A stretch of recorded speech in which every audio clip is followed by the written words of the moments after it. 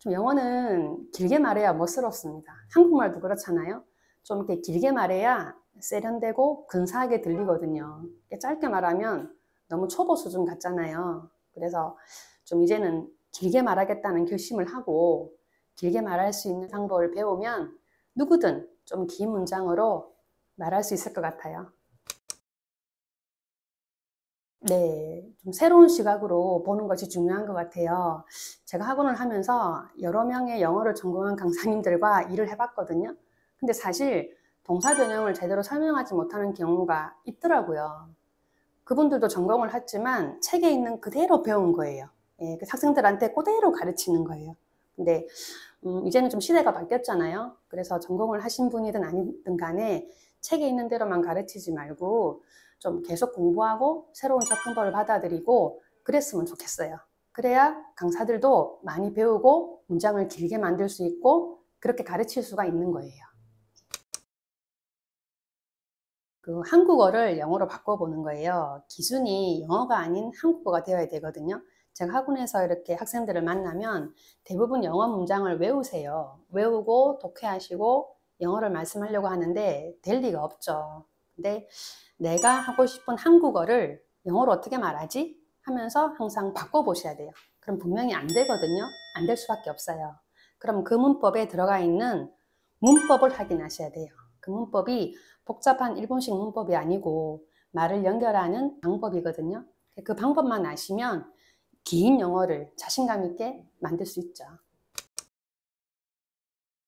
근데 사실 그거는 영어를 잘하는 아이들은 사실은요 머리가 좋아요.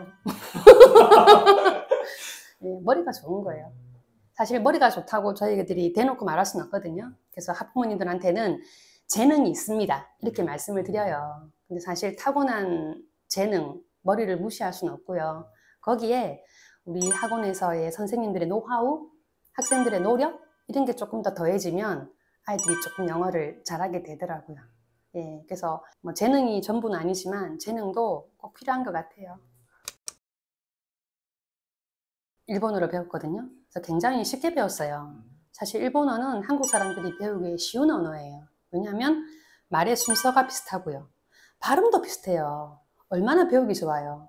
그렇다고 해서 지금 일본어를 전공하시면 안 돼요. 일본 경제가 무너져 있기 때문에 일본어로는 먹고 살기 힘드세요. 예, 그래서 영어를 배우셔야 되는데 영어 배우기 사실 너무 힘들어요.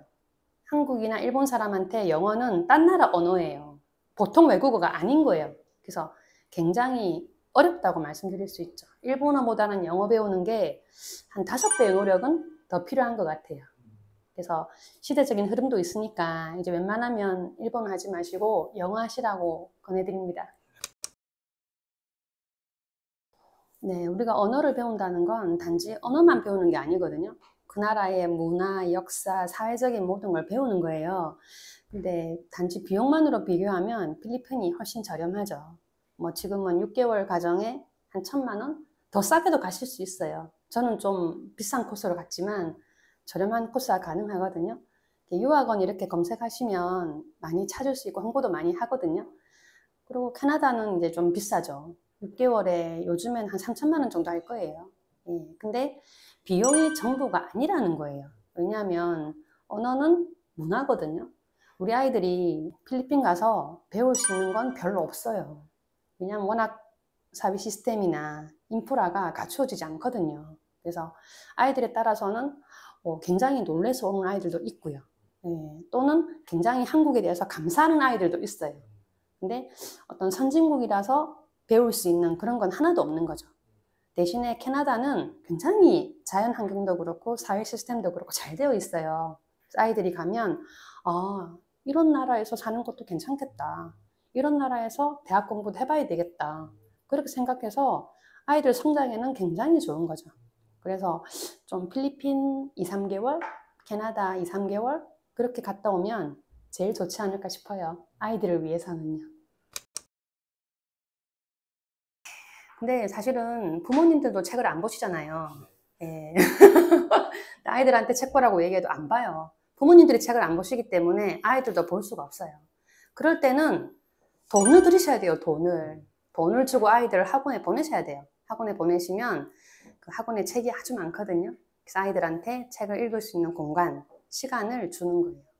근데 제가 운영하는 학원은 그냥 책 읽고 문제 좀 풀어봐, 느낌 좀 써봐, 이런 학원이 아니에요. 이런 거 하려면 학원도 시작 안 했어요. 저희 학원은 4명이 수업 정원이에요. 예, 그래서 아이들이 4명, 학년별로 4명이 오고요. 선생님이 그 4명을 데리고 수업을 하는 거예요. 그래서 너의 의견은 뭐니? 서로 토론하고요. 한번 글로 써봐, 체크하고요. 나중에 발표까지 시키는 거예요.